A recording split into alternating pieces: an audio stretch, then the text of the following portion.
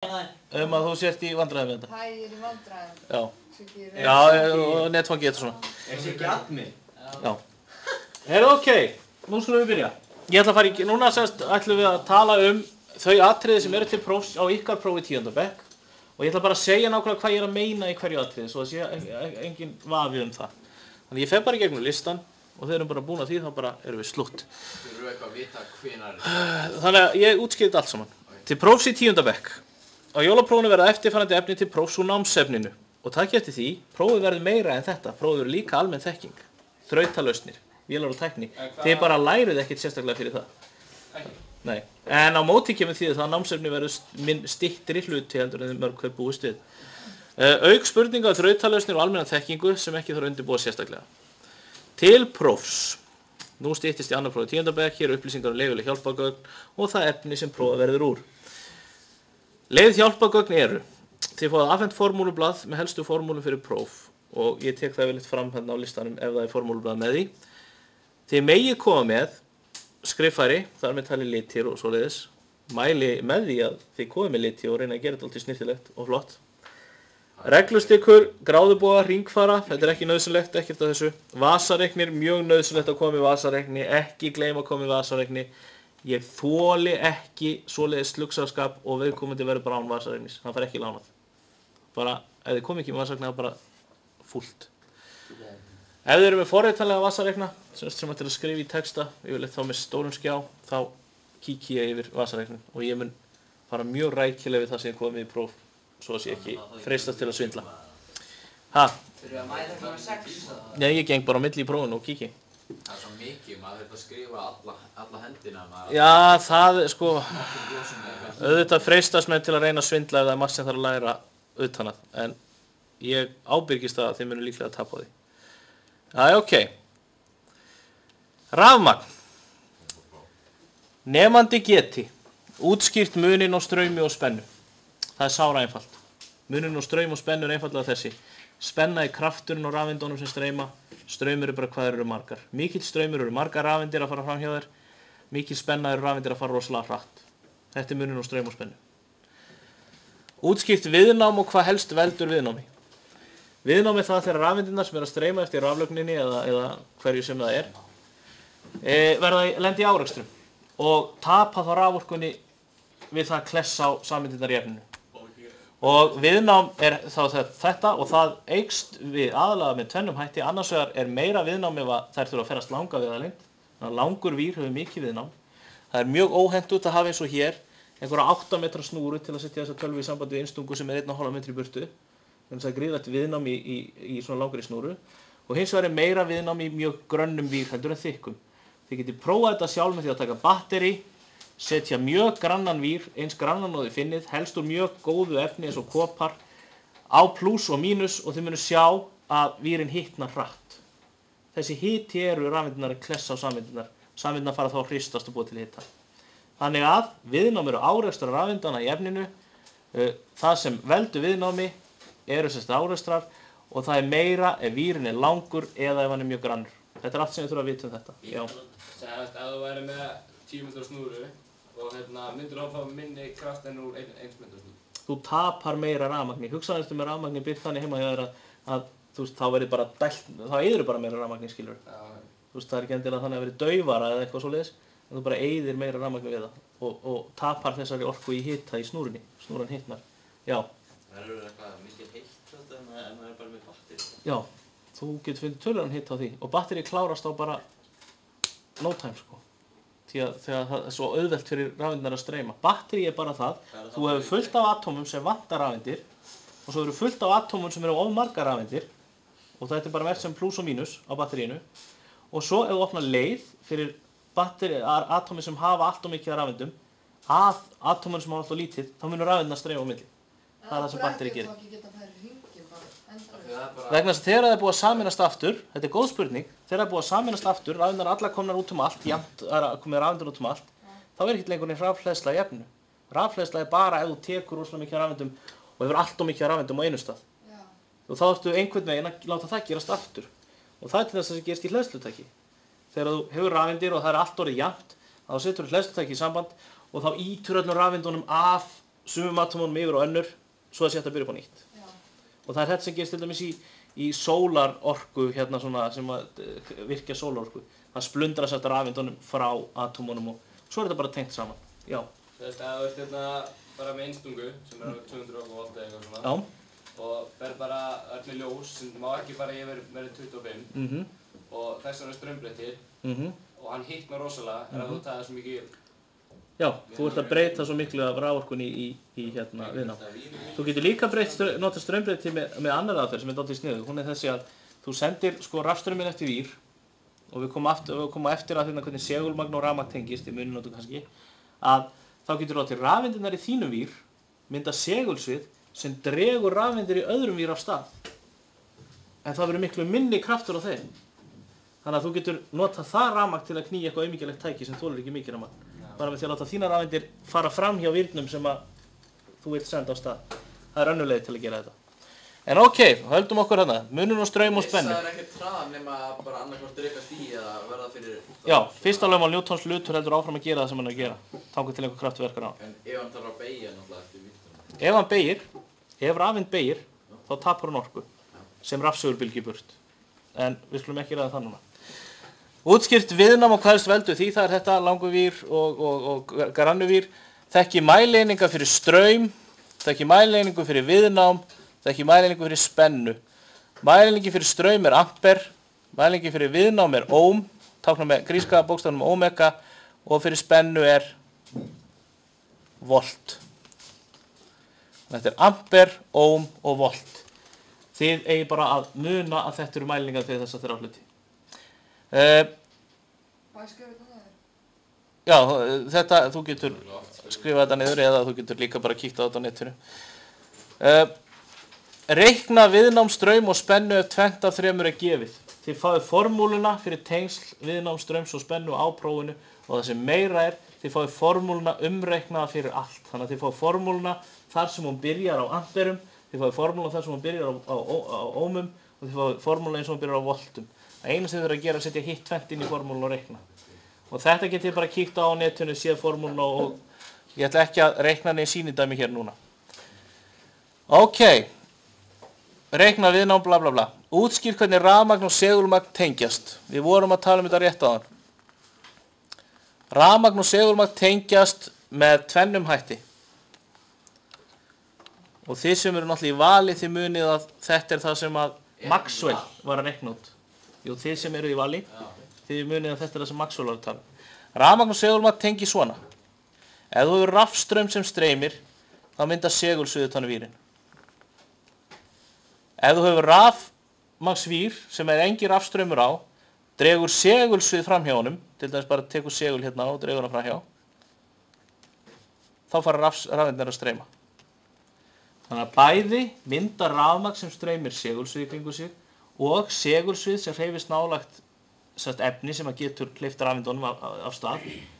Þar myndast rafmagnsstraumur. Já. Fyrst að það er bara, þú getur bara dregið til dæmis þetta, þá ertu bara, það er alltaf rafeindir í öllum og það. Já, en sumar eru fastar, sjáðu til. Já, en þannig að ef þú dregur þetta stað, er þá ekki til eitthvað svona limit á hvað er hægt að fá mikla, raforku í einhverjum? Jú, það er limit fyrir því.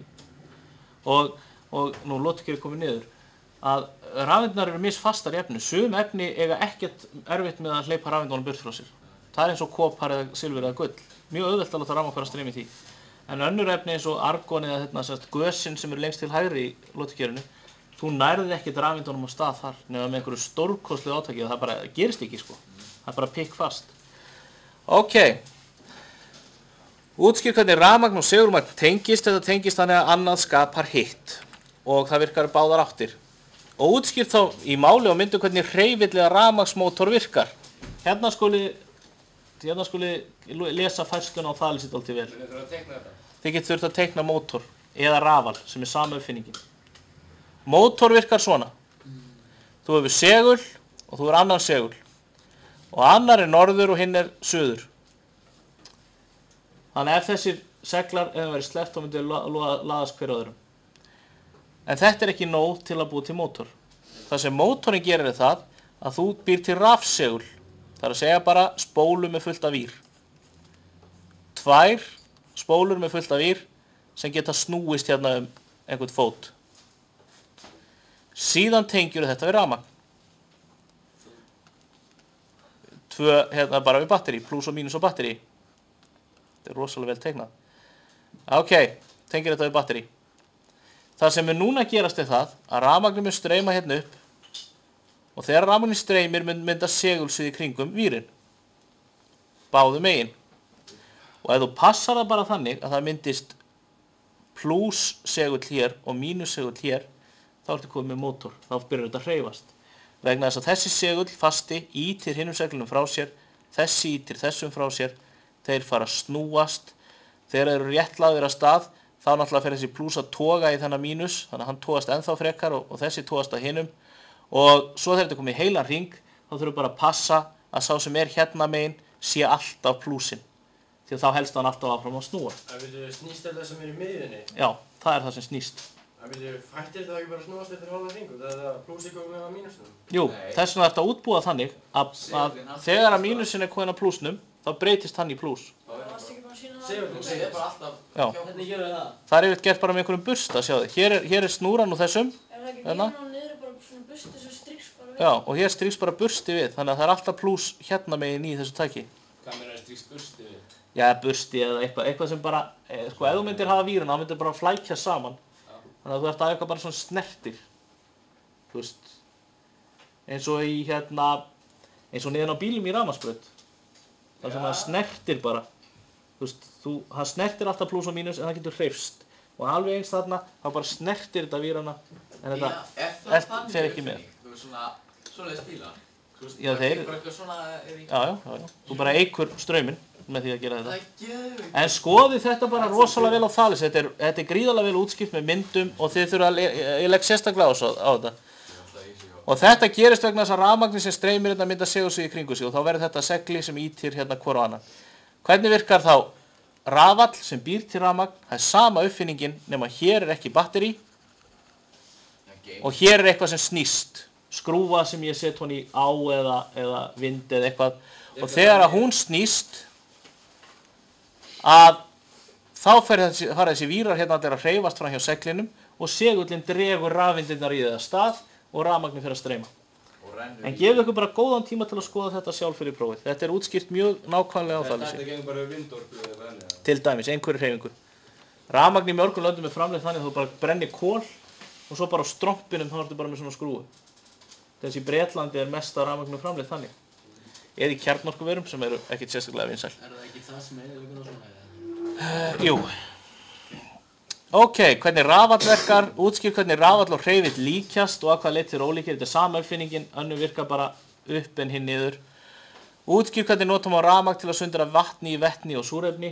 Það er rafgreining vatns. Gætu þið þurft að gera það á prófinu? Nei, þið getur þurft að teikna upp búnaðinn til dæmis. Þá höfum við bara vatn. Bananaverpli eða eitthvað. Bananatengi heitir það. Tengi þetta og eitthvað geta. Hér er vatn, ég tengi bara batteri, bara rafmagn inn í þetta. Hér er bara batteri.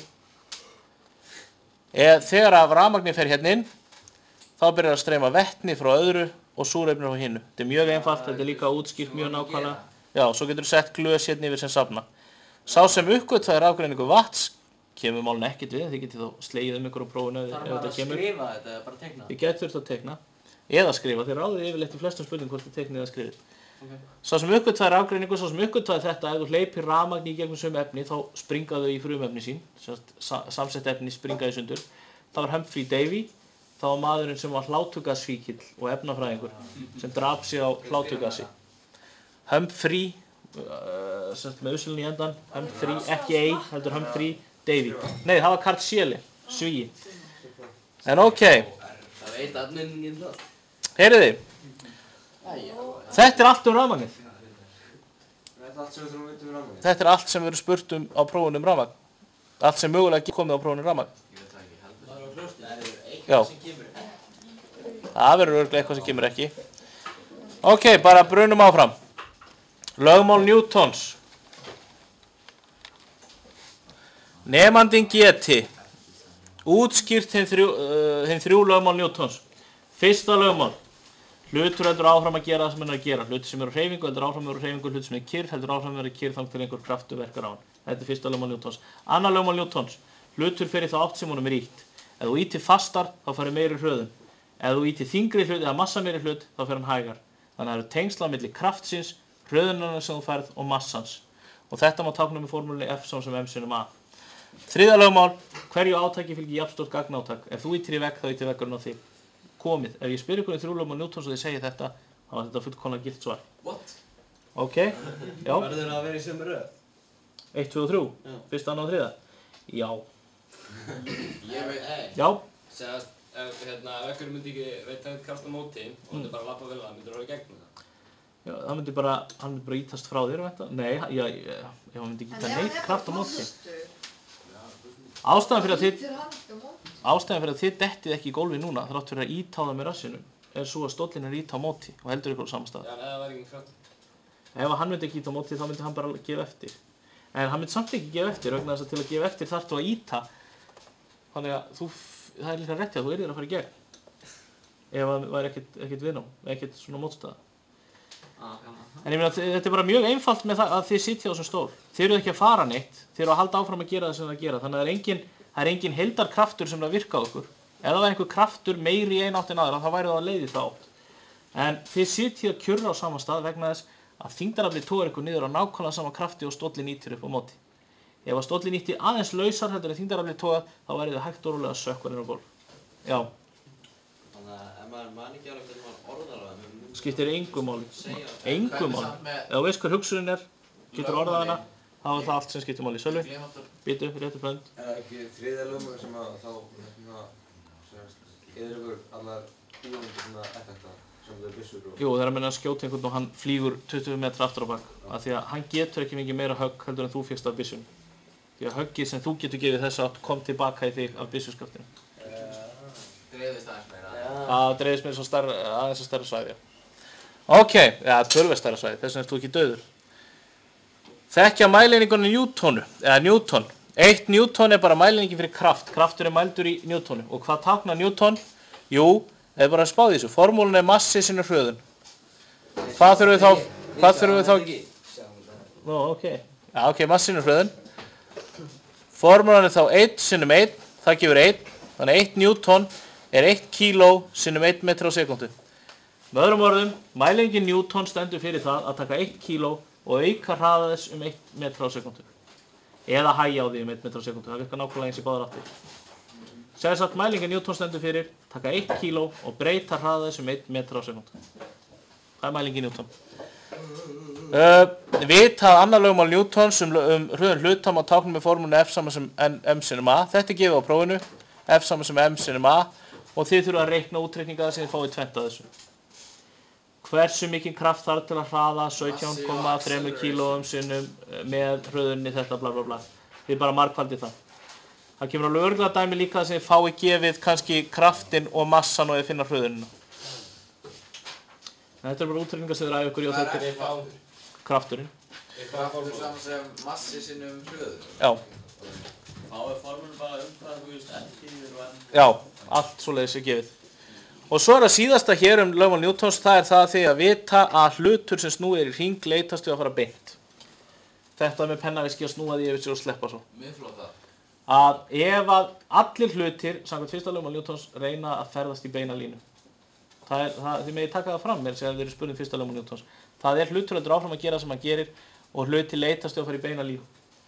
Sem þýðir að tunglið er að rembast við að reyna að fara beint. En jörðin er alltaf að toga í það. Og jörðin er að toga í það töluvert afli, þannig að tunglið kemst ekki beint. Það fer alltaf í átt að jörðinni en aldrei samt það mikið að það hrapir til jarðar. Ef að jörðin myndi allt í einu hverfa, þá myndi tunglið fara í beina línu þangað sem það er að stefna nákvæmlega þeirri stundu.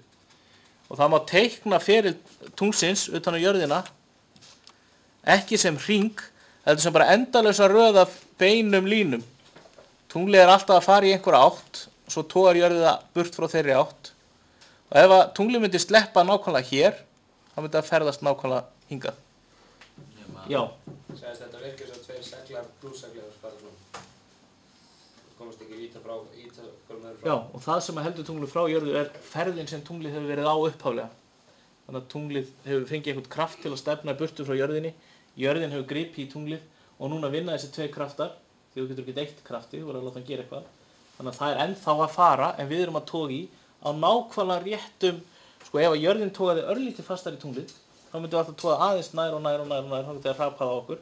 Ef jörðin togaði aðeins lausar, þá myndi tunglið hægt og rólega að fara í burtu.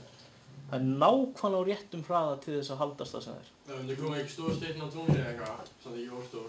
Gæti það bara skotist í burtu? Ef að tunglið myndi þyngjast, þá myndi massið þess aukast og þá myndi aðdráttaraflið styrkjast og þá geti tunglið hrapað á jörðin. Eða það myndi þyngjast eitthvað sem skiptir máli. Raggi, gætu þau þá bara farið með nokkuð tonn upp á tunglið og gert það? En á móti kemur að ef tunglið myndi þyngjast, þá dygði krafturinn ekki eins vel til að toga, þannig að það myndi líklega ekki hafa neina áhrif, eða hvað? Hvað myndi gerast? Það væri ofstórt og myndi stækka meira en jörðin. Já, hvað segir þið? Hvað myndi gerast ef það kemur það stór loftsteinn að myndi semst íta tunglinu nær jörðinni og... Þá geti það hrapað á jörðina, hugsanlega. En það myndi ekki gerast hratt. Heyrið, þetta eru lögmál Newtons, aðdráttarafl. Hér er sá kafli prófsins sem að flestir kvíða út af einni skitinni formúlu. Aðdráttaraflið uppgötvaði Newton. Newton uppgötvaði að tveir hlutir toga hver í annan. Aðdráttaraflið er óendanlega langt. Þannig að þessi mús hér á þessu borði er að toga í Plútó. En aðdráttaraflið er ekki alltaf jafn sterkt. Til dæmis togar þessi mús miklu fastar í þetta auga hér heldur en í Helgu þarna. Og aðdráttaraflið minnkar. Og það minnkar eftir þessari reglu tvöfaldaði fjarlægðina, tvisvar tvöfalt veikar aðdráttarafl. Fimmfaldaði fjarlægðina, 5 sinnum 5-falt veikar aðdráttarafl. Og Newton skrifaði þetta upp sem formúlu, sem mörg ykkar eru skítrædd við, en það er engin ástæða til að vera hrædd við hana. Þetta er formúlan. Til að reikna hvað aðdráttaraflið er sterkt, force of gravity, þá þarf þetta að vita hverju massar þessar tveggja hluta eru. Hér erum við með mús sem er 0,1 kg og við erum með Helgu sem er, ok, maður átti ekki að... Jú, segðu það. Hvað er það að segja? 70? Nei. 900? Nei. Ertu í íþróttum? Já. Ok, hann er með vöðvamassi þannig þyngri. Hvað ertu að há? 1,70. 1,70, ok, þannig að eðlileg þyngd er einhvers staðar milli 60 og 75. Eðlileg þyngd er þar, ertu léttan en það? Ertu léttan en 60? Ok, þá skulum við hafa hérna heilbrigða Helgu, hún er 60 kg. Nei. Ok. Eftir léttar en 50. Nei, 60. Já, ok, það skiptir ekki máli. Þannig að Newton segir þetta. Ef þú þekkir massana, Birgir, þekkir massana og skrifar það bara niður í kílóum. Þekkir fjarlægðin á milli þeirra í metrum. Fjarlægðin á milli músarinnar og Helgu er 4 metrar. 4 öðru veldi, af því að formúlan segja það. Þá getur þú reiknað hvað aðdráttaraflið er sterkt. Svo þarftu bara að breyta þessu í Newton. Býtu okkur í öðru veldi. Af því að tvöfalt lengra, tvisvar sinnum tvöfalt veikara. Ég gæti bara að klára þetta núna og reikna og bara búið til mína eigin mælieiningu fyrir kraftur er þetta. En af því að við erum búin að ákveða kraftur á að mælast í Newtonum og Newton er sá kraftur dugar til að hraða 1 kg um 1 metr á sekúndu, bla bla bla bla bla.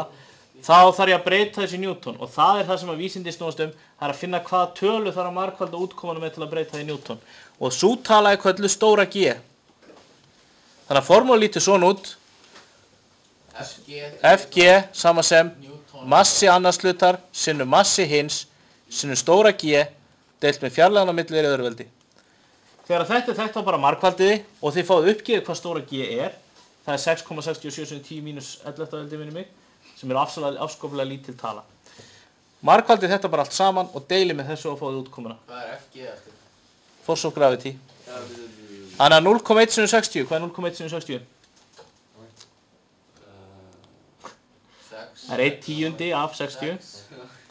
Ok, þannig að þið fáið 6 sinnum G deilt með 4 öðru deilt með 16 og svo margfaldið þetta bara saman fáið útgefið G. Það sem mun valdi ykkur vanda hér er ekki það að reikna svona, heldur að reikna með veldum.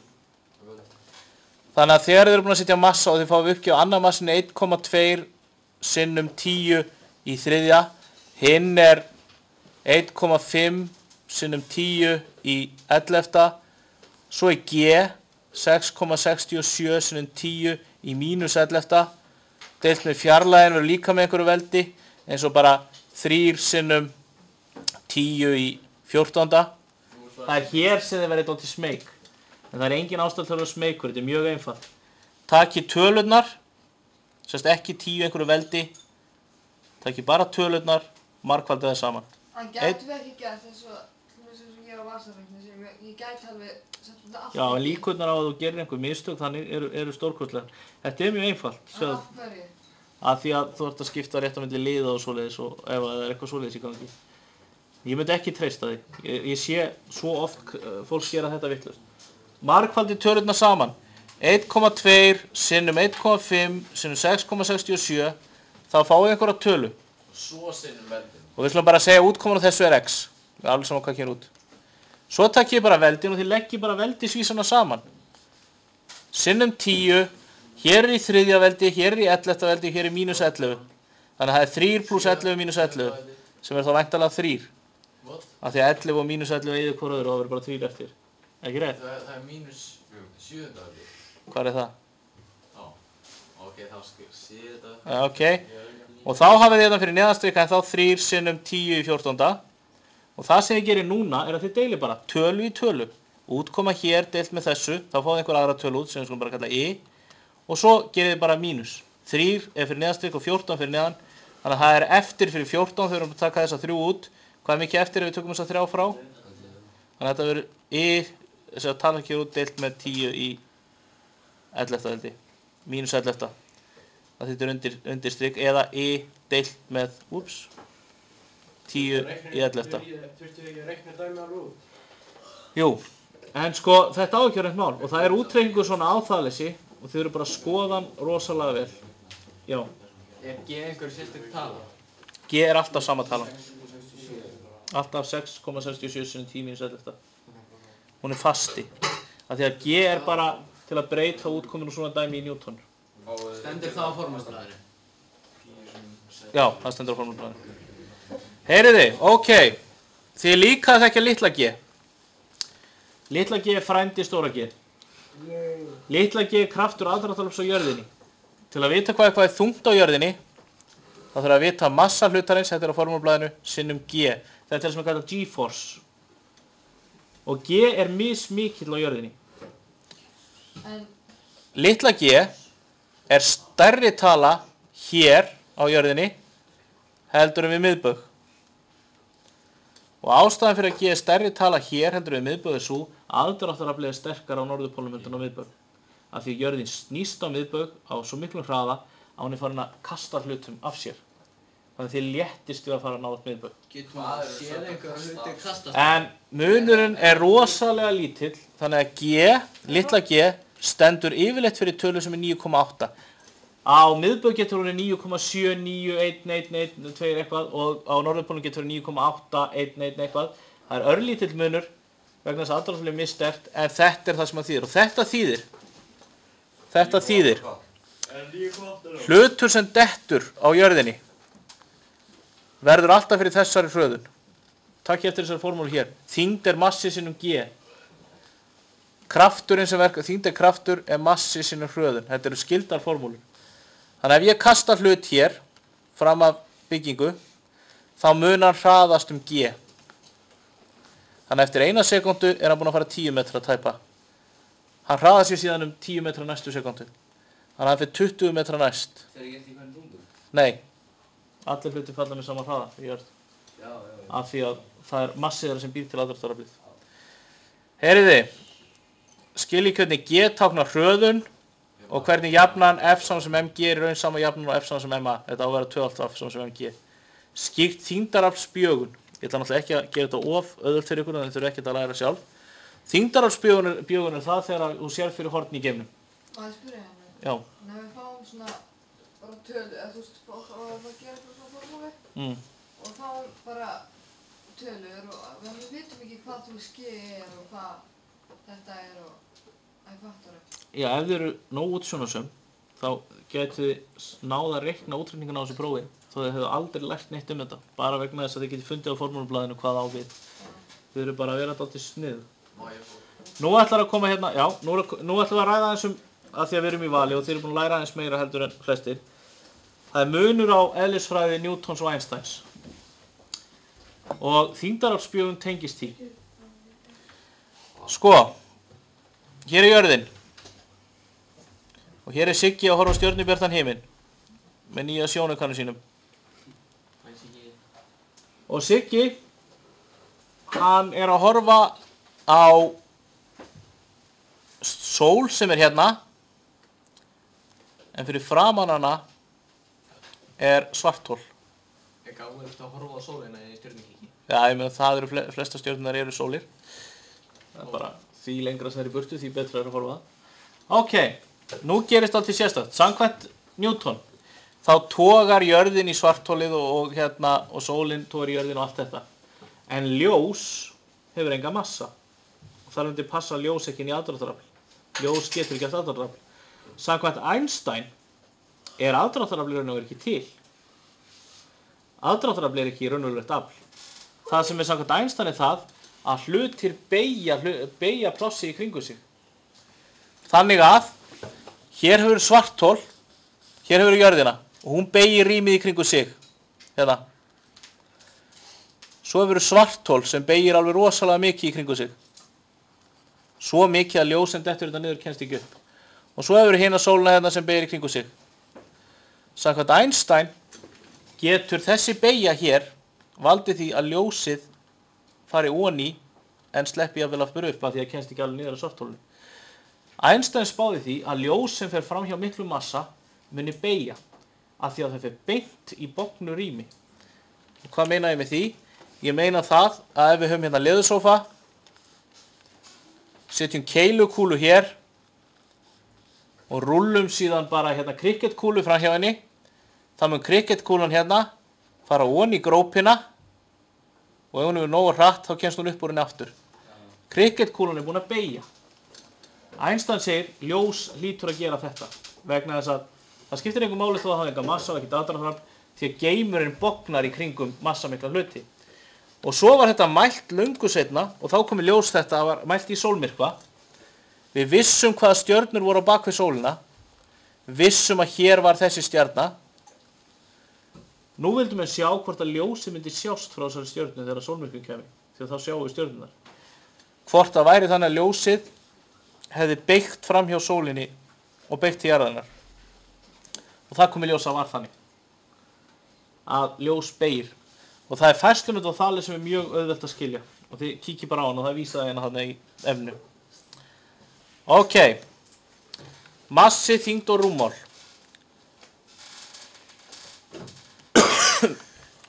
Útskipt munin á massa og þyngd. Massi er efnið í hlutnum. Mælt í kílón. Þyngd er krafturinn sem þessi hlutur togar í aðra og aðri hluti togi í hann. Þið hafið ákveðið mikið massa hér á jörðinni, þið hafið líka þyngd vegna þess að jörðin er að toga í ykkur. Það er kraftur sem að togar í ykkur.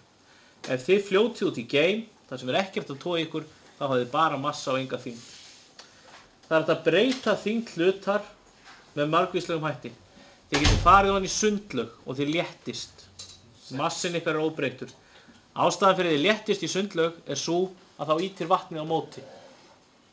Að aflið þannig að þið léttist í sundlaugin. En við hérna erum náttúrulega að vera saman með massi alltaf. Þannig að ákveður við fyrir á þau. Massin helst alltaf óbreyttur. Eina leiðin til að breyta massa er að bæta einhverju við því að taka eitthvað af þér. En ég er bara akkur fljótflöðu. Þú flýtur vegna þess að vatnið í sundlauginni ýtir þér upp. Þannig að þá hefur bæði... Þá ert þú að ýta vatnið og Já. það ýtir á móti. Já. Er þetta ekki ef þú reyður meira frá þér? Jú, það er lögmál Arkímedes sem við ræðum með rétt á eftir.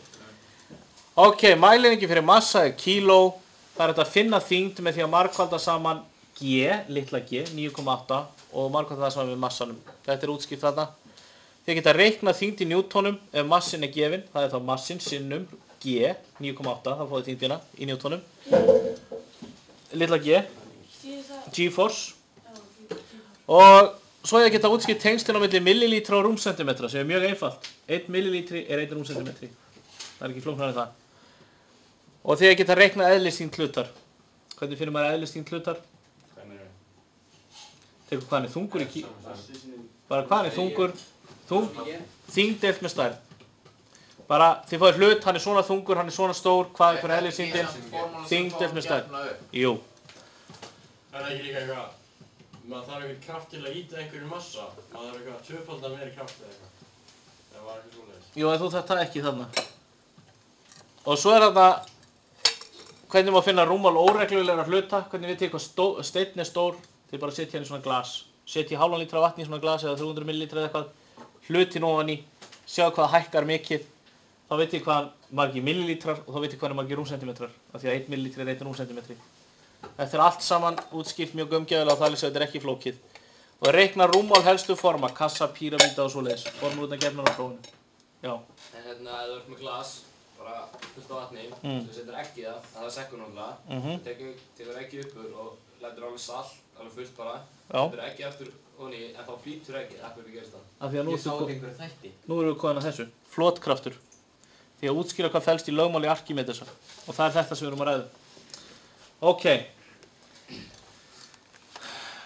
Þegar þið farið í straumefni, vökva eða gas, straumefni samheitið vökva eða gas, þá takið pláss sem að áður var straumefni. Þegar þið hoppuð í sundlaug, þá skyndilega eru þið í plássi sem áður var vatni. Ef þið tækjuð allt vatni sem þið ítið í burtu við að fara ofan í og viktið það, þá fóðu að vita hvað þið eru búin að léttast mikið. Þið finnir þetta að vera að fara í bað. Ef þið farið í bað, þá getið þið legið á botninu á baðkarinu og þið getið haldið ykkur uppi á einum putta. Þið getið bara ítt einum putta í botninu og haldið ykkur á floti. Vegna þess að þið eru svo létt í baðinu. Ástæðan fyrir að þið eru létt í baðinu er svo, þið léttist þyngd þess vatn sem þið ryðjið frá okkur.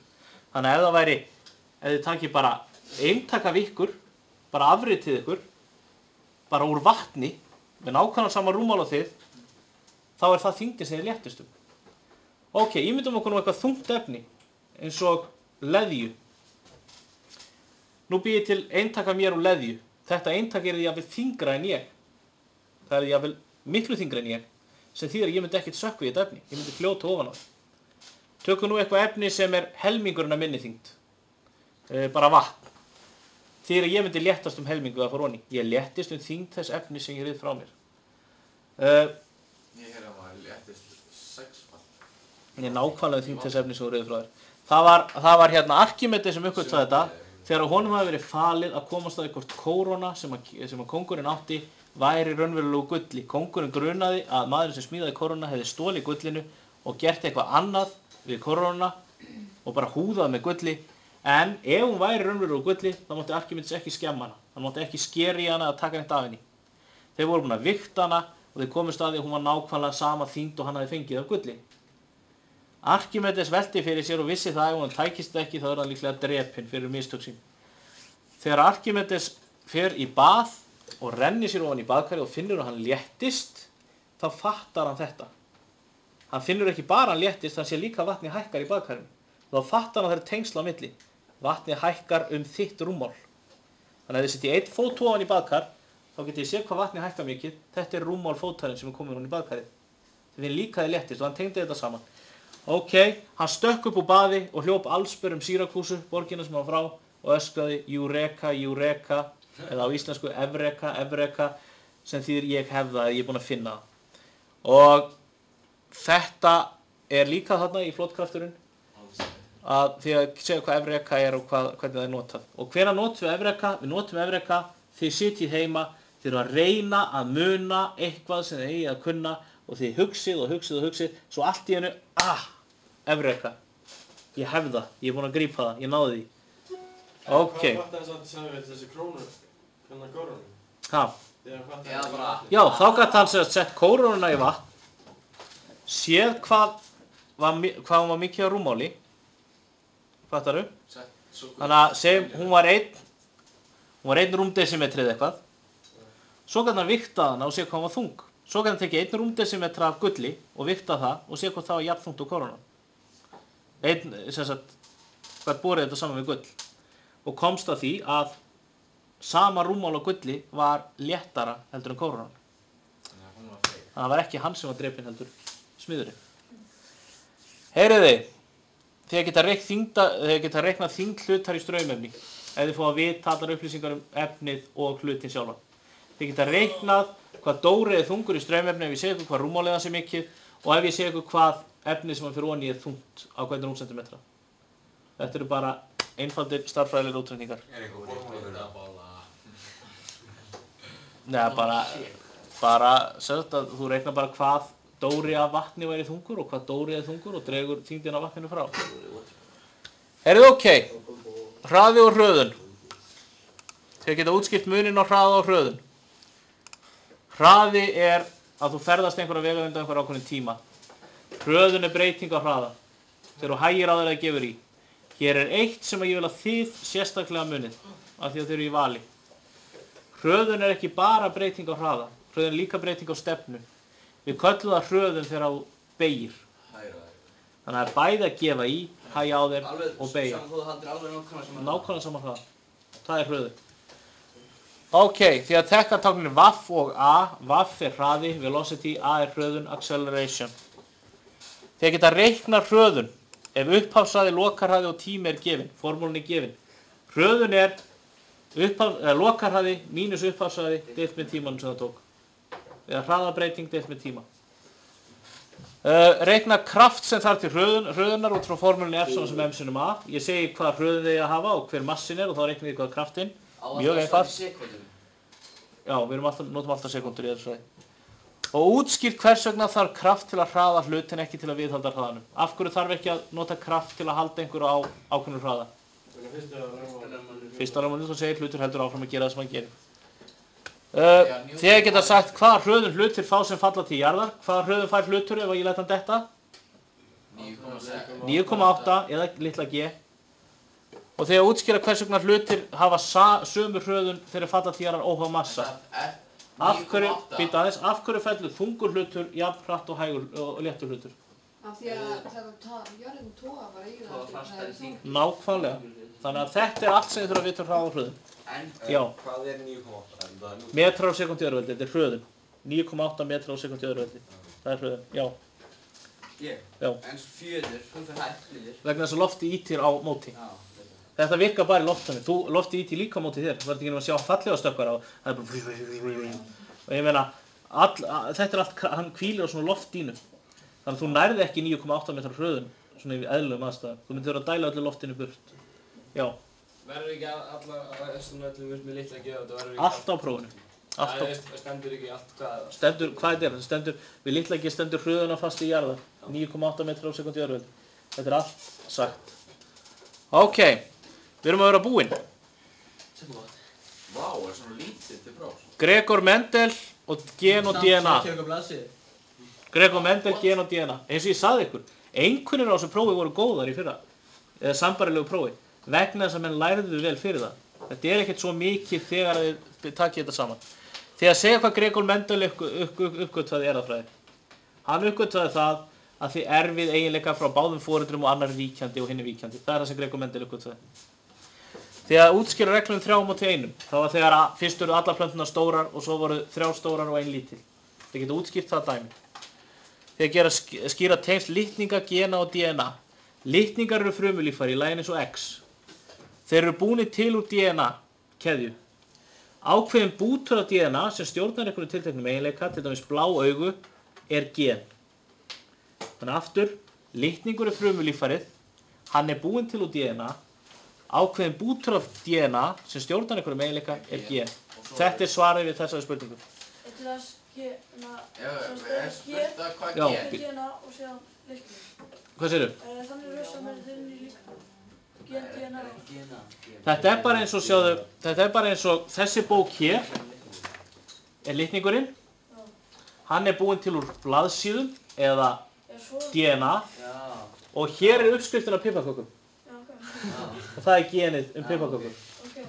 Já. Litningurinn er inn í kjarnanum og frumunni. Rétt. Fruman, litningurinn. Svo frumur raða saman að mynda vefi, vefir raða saman að mynda líffæri. Líffæri mynda saman að bjóða til líffærakerfi og líffærakerfi búa til lífveru. Þurfum við að vita það? Já, ég meina, þetta er sagt í fæslun og þalis, þið munum sjá þetta. Já. Þannig að ef við verðum að lýsa geni, þyrftum við þá að segja frá bara þessu. Þú myndir líklega að teikna myndina, bara af X-inu. Já, ok, litningur og svo þetta DNA og svo gen og svo myndir líka að segja að það stjórnar stýrir ákveðnum eiginleika. Það stýrir ákveðnum eiginleika. Það er aðalatriðið við gen, þau stýra ákveðnum eiginleika. Já, Sölvi? Nei, það tekið með hérna litning. Þessi mynd er á Thales. En þurfum við að vita þarna HbAC eða eitthvað sem er svona í gendæmi? AC, nei, það skiptir engu máli. Ok, því að skýra mun á ríkjandi og víkjandi eiginleikum, stóra plantan og litla, annar eiginleika ríkir, hinn víkur. Skýrt og tekið dæmi fjölgena erfðir, það er sérstök færslu með þetta. Fjölgena erfðir getur verið að tvennu lagi, annars getur verið þannig, það eru mörg gen sem stýra einum eiginleika. Það er að segja, ég hef gen hér og ég hef gen hér og ég hef gen hér og ef þau eru öll svona, þá er ég rosalega gáfaður. Það eru fjölgena erfðir, það er þetta eiginleiki sem er stjórnað mörgum, eða ég hef einn litning og það getur verið mörg mismunandi gen á honum, ekki bara ríkjandi og víkjandi, heldur eins og í blóðflokkum, það getur verið A, B eða O. Þannig að það kemur fleira heldur en 2 eiginleikar til greina. Þetta skulle bara lesa rosalega vel, það er mjög skýr færslumynd á Thalesi. Það er ekki séns að bara öll gáfaðin, eða svona það sem þú fær bara til með fótboltahæfileikaðin, sé bara í einu litningi hérna einhvers staðar yfir. Við erum alltaf að uppgötva betur og betur að Mendel hafði á vissan átt rangt fyrir sér. Hann hafði á vissan átt rangt fyrir sér vegna þess að við erum ekki að finna þessi gen svona skýr. En við erum samt alltaf að finna eitt og eitt, eins og til þess íslenska erfðagreining var daginn bara að finna gen sem var í öllum amerískum svörtum karlmönnum sem fengu kransæðastíflu, sem stýrði þá henni. En þetta er yfirleitt flóknar en það. Bíða aðeins með spurningar, við eigum svo lítið eftir. Bíða aðeins. Þegar getur tekið dæmi fjölgena erfðir, það er þetta. Þegar útskýra hvað genasamsætur eru. Genasamsætur eru, sem sagt, þú er 2 litninga, annar er frá mömmu, hinn er frá pappa, hér eru bláaugu, hér eru brúnaugu. Genasamsætur eru gen á sikkur litningnum sem stýra sama eiginleika. Þannig að þú hefur 2 augliti frá mömmu og pappa, við köllum þessi genasamsætur að þau stýra sama eiginleika en eru á sikkur litningnum. Já. Og því að skýra hvernig litningar eru í pörum og hvernig kynlitningar getur undantekning á því, það er sem sagt að þegar búið til sæðisfruma eða egg, þá er bara tekin hálf uppskrift af ykkur og sett í hvert egg eða hverja sæðisfrumu. Og það er rýriskipting og við tölum það í tengst við kynfæri karla.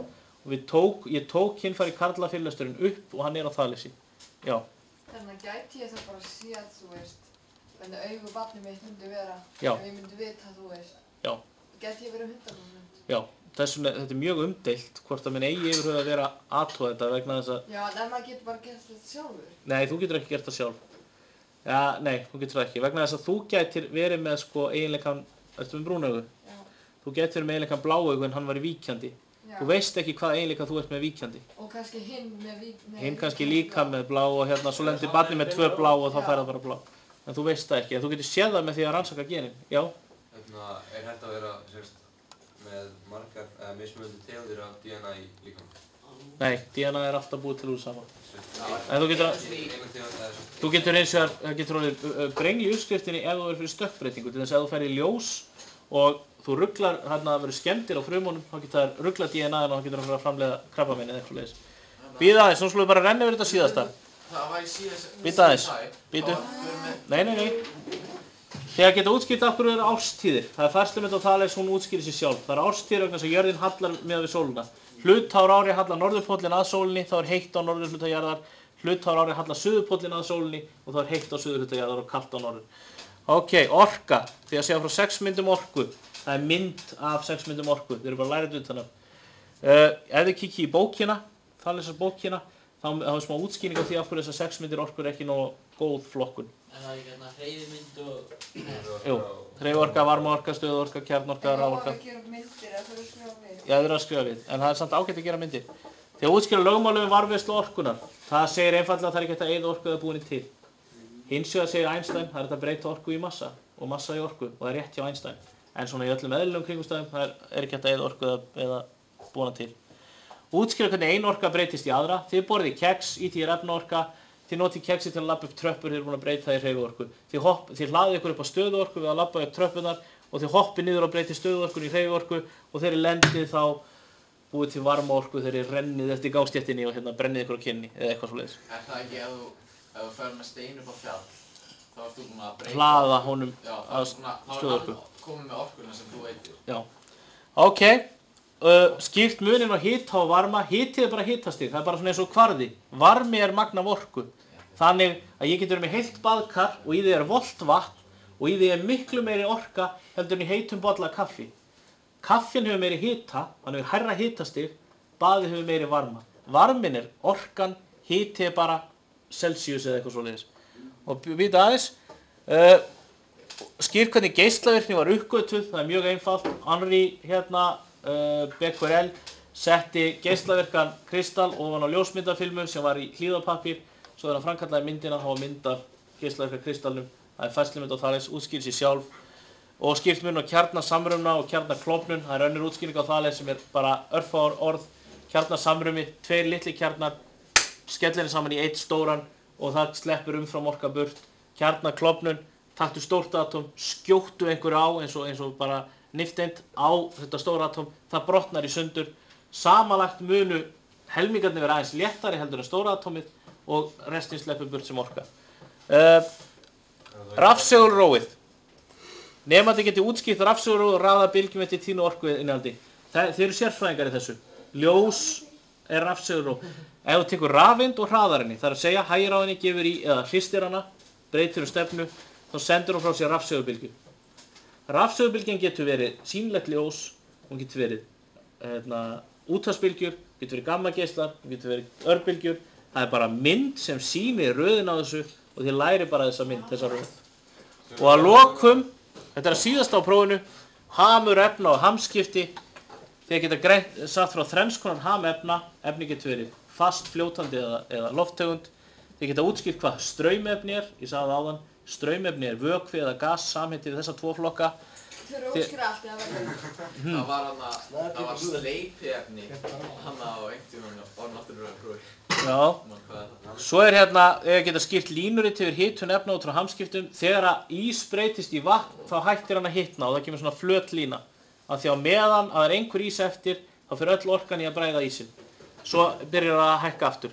Mjög góð færslumynd á Thales sem þið getið skilið. Skýr hvernig hiti og þrýstingur hefur áhrif á efna. Það er þetta með að það er auðveldara að sjóða vatn upp á Everest heldur en á láglendi. Aftur, mjög góð færslumynd á Thales.